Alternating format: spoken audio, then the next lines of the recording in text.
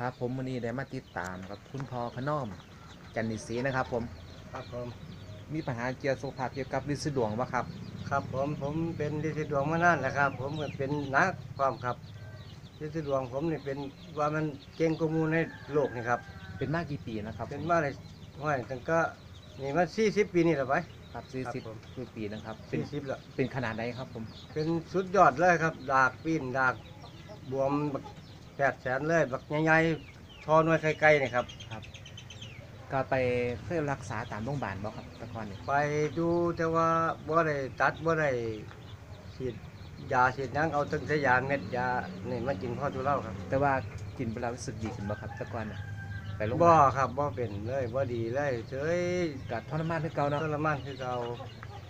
จึงได้ครับจึงได้มาเจอกับผลิตภัณฑ์เสริมอาหารพิพัฒน์นะครับผมตอนนั้นผมเข้าโรงพยาบาลออกมาแล้วบัดนี้มีผู้หนึงเพิ่นมาถามหาว่าเป็นหยังเป็นโรคฤทธิ์สีดวง คือลุงปีดาครับอังคปานเพิ่นก็เลยแนะนำไปหาไอ้ไอ้นี่แหละครับเสริมอาหาร สมุน พิ ไพร พัฒน์นะ เส ค ริ รับมอาหารสมุนไพรแฮปปี้วันแฮปปี้ทูนี่นะครับครับบริษัทแฮปปี้ได้ตี ครั น่า บผม ครับผมครับหลังจากกินเฮดวันผ่านไปกี่เดือนครับถึงหูว่าอาการดีขึ้นครับ คือตอนกินแรกๆเลือดออกเลือดยุดออกครับเลือดหายไปเลย แต่ว่าก็กินไปเรื่อยๆกัน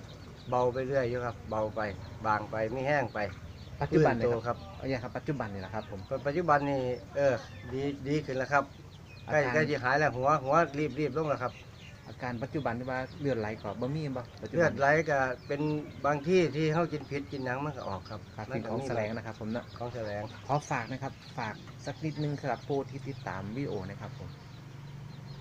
ติดฝากบอก พี่น้อง อาการ ผู้ที่ ครับผม ที่ ถ้า ติดตาม ผู้ใดสนใจเป็นคือผมนี่ให้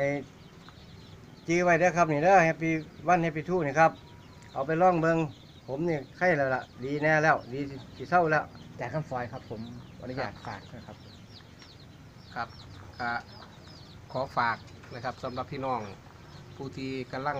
ดูกำลังชมอยู่ในขณะนี้นะครับ นี่คือบริษัทแฮปปี้นันทีไนนะครับโดยผู้ท่านผู้จัดการจุลพงษ์นันทจันทร์หรือว่าผู้จัดการตีครับได้มาบันทึกภาพนะครับของคุณพอพน้อมจันทร์ดีศรีซึ่งเป็นโรคลิบซีดวนที่ไร้แรงที่สุด